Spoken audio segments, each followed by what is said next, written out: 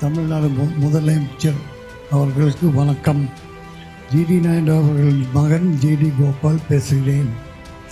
கோவையின் அடையாளமாக திகழும் 10 கிலோமீட்டர் தூரம் உள்ள புதிய மேம்பாலத்திற்கு ஜிடி நாயுடு மேம்பாலம் என்று பெயர் வைத்து அவரது புகழுக்கு கடந்த ஆண்டு பெருமை சேர்த்தீர்கள்.